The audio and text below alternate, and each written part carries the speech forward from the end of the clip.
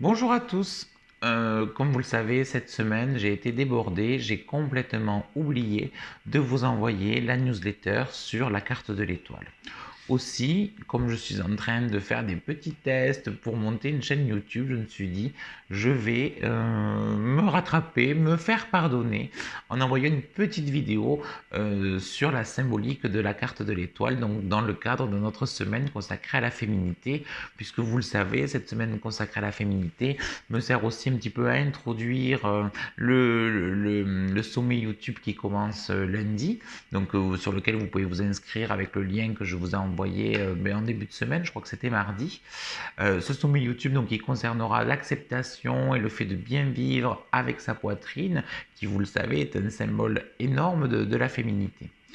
Donc j'en reviens donc à cette petite vidéo bonus, cette petite vidéo surprise. Je vous avais annoncé 2020, c'est l'année des surprises, où nous allons parler donc de la carte de l'étoile. Donc je vous montre pour ceux qui ne connaissent pas l'arcane de l'étoile. Donc sur cet arcane qui porte donc le numéro 17, on peut voir une femme nue au bord de l'eau en train de déverser deux cruches d'eau dans l'eau sous un ciel étoilé. Derrière, en arrière-plan, on a deux arbres, donc avec un arbre sur lequel est posé un petit oiseau. Donc voilà la carte de l'étoile. Alors mon tarot est un petit peu vieux, un petit peu usé, mais on peut quand même retrouver et voir l'image. Alors cette carte de l'étoile, elle nous plonge directement dans l'univers de la foi et de la prière, ne serait-ce que par le nombre 17. Le nombre 17 est très lié au rosaire. Alors le rosaire, qu'est-ce que c'est? C'est un chapelet, un grand chapelet. Le chapelet sert justement à pouvoir énumérer, réciter un certain nombre de prières dans un certain ordre. Le chapelet, il est composé de 17 perles un petit peu plus grosses et de 153 perles un petit peu plus petites. Les 17 grosses perles vont représenter des Notre Père, donc la prière Notre Père à faire. Donc on voit bien que 17, c'est bien le nombre de la prière. Et les 153 perles plus petites nous demandent de réciter 153 Ave Maria, donc encore une autre prière. Et le nombre 153 est lui aussi lié au nombre 17. Pourquoi? Parce que 17, finalement, si on va le décomposer, alors je n'ai plus le terme mathématique, mais en fait, lorsqu'on additionne 1 plus 2 plus 3 plus 4 plus 5 plus 6 et cela jusqu'à 17, on obtient 153. C'est-à-dire que 153, c'est la somme de l'addition des nombres de 1 à 17. Donc du coup, on retrouve ce lien. 153, c'est un nombre qui revient également dans la Bible lors de l'épisode de la pêche miraculeuse. La pêche miraculeuse, donc du coup, où Jésus va rencontrer ses premiers apôtres en fait. Et bien dans cette pêche miraculeuse, on va pêcher 153 poissons.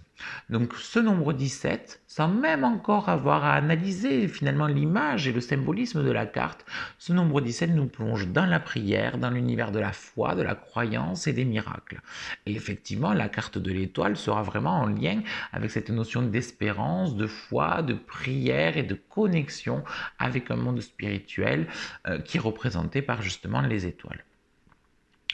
Ce qu'on peut dire d'autre donc sur cette carte de l'étoile, c'est que ce monde spirituel est incarné donc par une jeune femme.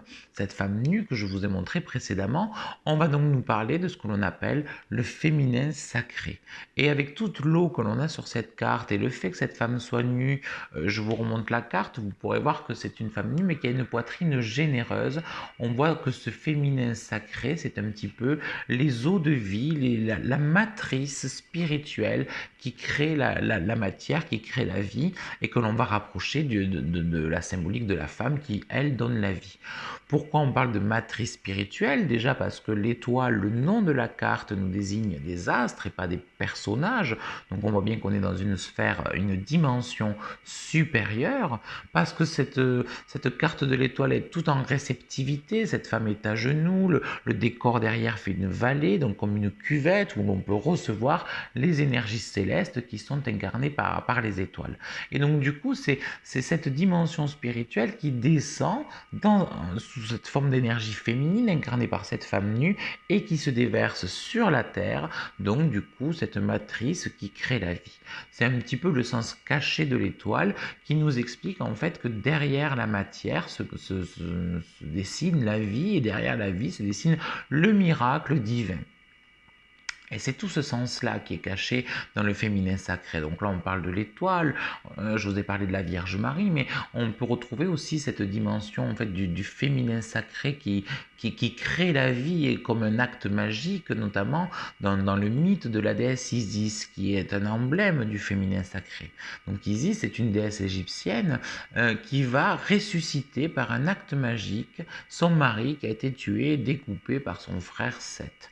Et donc du coup, d'ailleurs on l'appelle Isis la magicienne. Et donc du coup, le féminin sacré est de suite lié à la dimension de la vie. Donc du coup, on va devoir se poser la question de mais qu'est-ce qu'est la vie? Finalement, la vie, c'est ce miracle, c'est cette explication divine, ce petit plus qu'on n'arrive pas encore aujourd'hui à comprendre. C'est-à-dire que bon, on a des molécules, on a de l'inerte, et cette inerte, à un moment donné, par une action divine, devient du vivant. Et c'est exactement l'un des messages qu'il nous faut comprendre dans l'étoile, qu'il nous faut comprendre lorsqu'on nous parle de nos énergies féminines. Alors bien sûr, nos énergies féminines, euh, on va les rapprocher de la femme en règle générale, mais pas que. Dire qu'on soit femme ou qu'on soit homme, on a cette énergie féminine en nous. Tout le monde. Comme je vous expliquais mais dans le mail, je ne sais plus, enfin dans la semaine, mais plusieurs fois je vous en ai parlé, le masculin et le féminin en symbolique, en énergétique, nous parlent finalement d'un sens, d'un courant de l'énergie. Autrement dit, l'énergie masculine, qui est une énergie émettrice, c'est une énergie qui part de moi, de mon individu, et qui va se manifester dans le monde extérieur. Donc ce mouvement de moi vers l'extérieur, c'est le sens masculin, qu'on appelle aussi le sens yang ou le sens positif. C'est cette énergie émettrice, pardon. Alors que l'énergie féminine est une énergie réceptrice, on capte des énergies qui viennent de l'extérieur et on va les intégrer en soi. Et donc, se mettre au clair, équilibrer ou harmoniser son énergie féminine, c'est arriver déjà à, je dirais, à vivre ce mouvement de réceptivité et d'accueillir en soi les énergies extérieures. Et dans la carte de l'étoile notamment, ces énergies extérieures, ce sont les énergies divines, les énergies célestes, les énergies universelles que l'on va devoir accueillir en soi pour ressentir. Alors, le mouvement ne s'arrête pas là, hein. On voit que la femme qui est mise en scène hein, sur la carte restitue cette énergie au travers de ces cruches, parce que ces énergies divines vont nous permettre de créer, vont nous permettre de diffuser quelque chose. Donc ça, c'est une seconde étape hein, qui est dans la carte, mais déjà, la carte de l'étoile va nous demander donc d'être dans cette réceptivité. Parce que être dans cette réceptivité, c'est pouvoir être fertile, pouvoir se faire fertiliser. C'est un peu bizarre hein, comme terme, mais donc c'est pouvoir accueillir, nourrir en soi ces énergies divines. Et si on rapproche ça à la symbolique de donner la vie, mais c'est pour nous ouvrir à autre chose ou pour créer quelque chose, parce que la mission ou les missions de l'être humain sont de recevoir ce divin pour créer quelque chose de divin sur Terre. C'est d'ailleurs pour ça que l'on dit souvent dans les textes ésotériques que l'homme est à l'image de Dieu, il est donc lui aussi créateur. Et on va nous demander de créer en nous soumettant à la volonté divine, d'où le fait que le personnage, par exemple, mis en scène dans l'étoile, soit une femme à genoux, c'est-à-dire soumise à la loi, au cycle des étoiles. C'est intéressant de parler de cycle parce que tout dans l'univers tourne, le soleil tourne sur lui-même, les planètes tournent autour du soleil, les systèmes tournent autour du centre de la galaxie qui doit tourner autour de je ne sais pas trop quoi d'ailleurs, mais tout est en mouvement. Donc on rentre dans ce mouvement, dans cette volonté divine, cyclique, c'est aussi le temps universel, l'infini, l'ouroboros. Enfin, on se soumet à quelque chose de supérieur à nous que l'on accueille pour créer autre chose ici-bas dans notre monde matériel. Voilà l'une des principales leçons de l'étoile. Alors, évidemment, sur chaque arcane, on pourra en parler des heures, mais le message que je voulais vous retransmettre dans cette newsletter oubliée, c'était voilà, de comprendre l'énergie du féminin sacré, qui est avant tout une énergie réceptrice et créatrice. et une énergie qui se soumet à la magie ou au monde divin ou au monde spirituel, et que chacun, c'est aussi ça que je voulais préciser, même si on est dans une semaine consacrée à la féminité ne concerne pas que les femmes, mais aussi les hommes. Tout comme la virilité concerne les hommes, évidemment, mais aussi les femmes, car on a en nous tous ce double mouvement énergétique d'extériorisation et d'intériorisation. J'espère que cette petite vidéo, qui est la première du genre que je fais, je vous dis, je suis en plein entraînement pour créer très prochainement une chaîne YouTube. J'espère que vous serez donc indulgents. C'est une vidéo que je ne réserve qu'aux lecteurs de la newsletter, justement.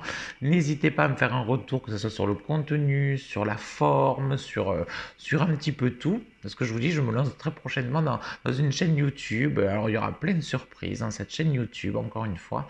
Et donc, du coup, voilà, c'était un premier test qui me sert en même temps à me faire pardonner de cet oubli dans la semaine.